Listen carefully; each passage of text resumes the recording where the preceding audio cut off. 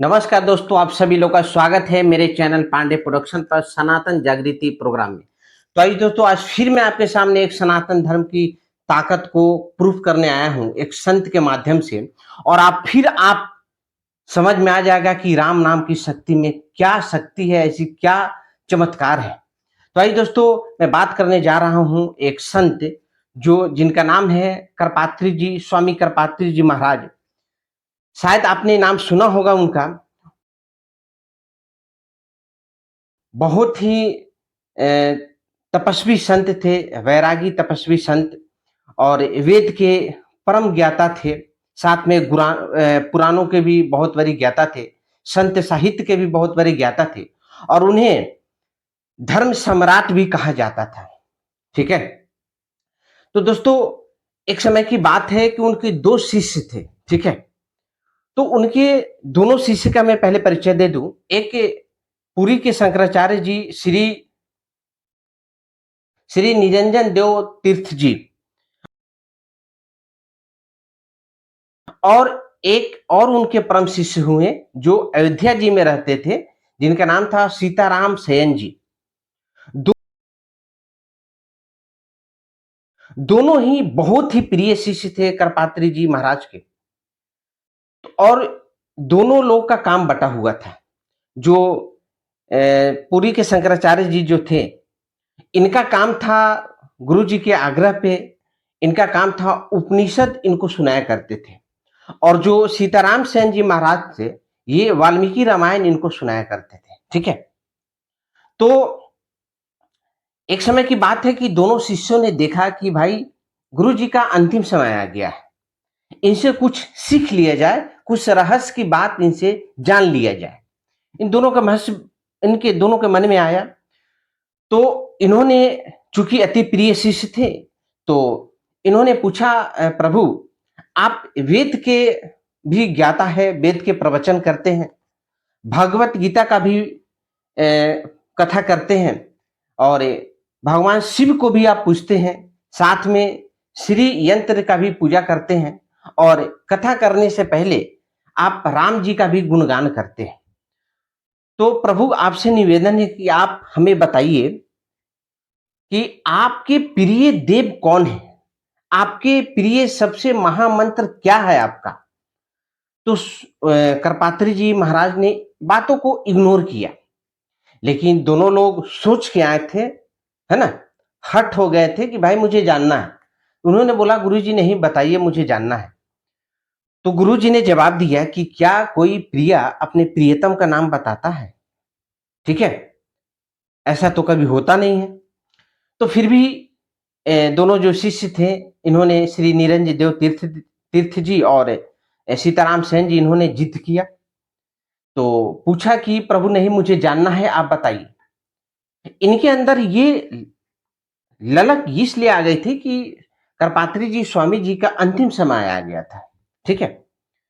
तो इन्होंने पूछा, तो स्वामी जी ने देखा कि मेरे दोनों शिष्य अति प्रिय हैं और काफी जिद कर रहे हैं, तो कैसे ना बताऊं। इन्होंने बोला कि प्रभु, राम मेरे सबसे प्रिय है। श्री राम जय जय राम का मैं गुणगान करता हूं, जब करता हूं, राम का नाम जप करता हूं।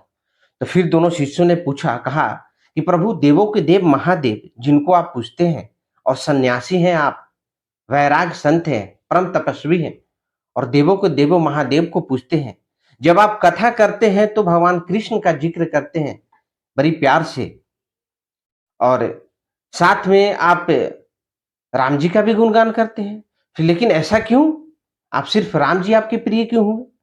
तो उन्होंने कहा, देखो, ये जो कथा है, ये मेरे माता का आशीर्वाद का चमत्कार है। उन्होंने कहा कि जब मैं बच्चा था, तो जब मेरी माँ मुझे तेल लगाती थी, आँख में काजल करती थी, स्नान करती थी, जब मुझे कपड़ा पहनाती थी, तब सिर्फ वो एक ही लाइन गाती थी, श्री राम जय जय राम, और मेरे कान में और आज तक गूंजता रहा। मैं सब कुछ करता हूँ, ठीक है, मैं भगवत कथा करता हूँ, वेद का प्रवचन करता हूँ, सब कुछ करता हूँ, श्री यंत्र पूजा करता हूँ, ठीक है, लेकिन सभी चीज, मैं जब से जन्म लिया, मैं साधुवाद रास्ते पे आया, मैं जब संत बना, सन्यासी मार्ग पे गया, शुरू से ही मैंने अनेकों काम किया, अनेकों साधना किया, सारे चीज़ विस्तार होते चले गए। लेकिन एक चीज़ जो मेरे माँ के द्वारा दिया गया था, श्री राम, जय जय राम, प्रभु राम की गुणगान, ये मेरे कानों में हमेशा गूँजती रहती थी। मैं कुछ भी करूँ, किसी भी देवी-देवता का पूजा करूँ, अनुष्ठान करूँ, लेकिन मेरे कानों से ये गूँज कभी गई नहीं, श्री राम, जय जय राम।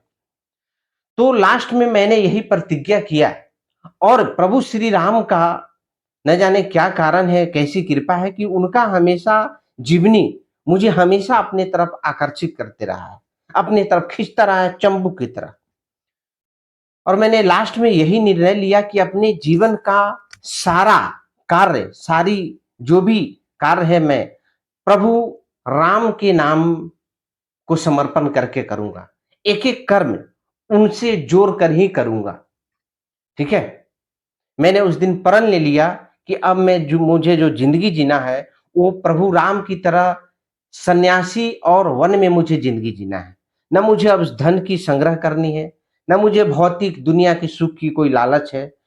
मुझे कुछ नहीं करना है, मुझे सिर्फ़ एंड सिर्फ़ मुझे प्रभु राम के, श्री राम के चरणों में जीना है।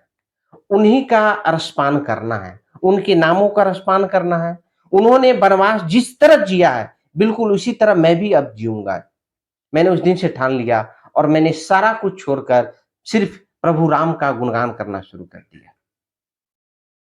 और आप जानकर आश्चर्य होंगे कि इनसे बड़ा, इनके बराबरी का संत ऐसे बहुत हुए, लेकिन ये अतुलनीय संत थे। इनका तुलना नहीं किया जा सकता है, ठीक है? ये तब से श्री राम के चरणों में चले गए और जो इतने बड़े संत हुए, इतने बड़े वैराग तपस्वी, जिनको जो वेद के ज्ञाता जिनके पास है, जो पुराणों के ज्ञाता है, जिनके पास हर चीज़ है, सूक्ष्म से सूक्ष्म ज्ञान जिनके पास हो, वो सिर्फ़ श्री राम को ही चुने। आखिर श्री राम, राम शब्द में ऐसी क्या गुण है, क्या चमत्कार है, क्या रस है, इसको इसको तो पाने के बाद ही समझ आएगी। शुरू कीजिए इसको जप करना, चमत्कार आपके सामने होगा और आपकी ज़िंदगी बदलेगी, इस कदर बदलेगी जो आपको हर पल आपको महसूस होगी।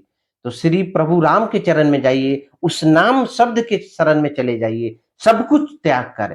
कोई पूजा पाठ यदि आप नहीं कर सकते हैं, सिर्फ एक लोटा शिव भगवान पे जल डालिए, जरूर डालिए और राम प्रभु राम का भजन कीजिए, नाम जप कीजिए। बहुत बहुत धन्यवाद। यदि आप सनातनी हैं, आप चाहते हैं कि जन जन तक ये वीडियो पहुंचे, तो हर जो भी आप सोशल मीडिया यूज करते हैं, टेलीग्राम, स्नैपचैट, फेसबुक, यूट्यूब, हर जगह इसे शेयर कर दीजिए, ठीक है?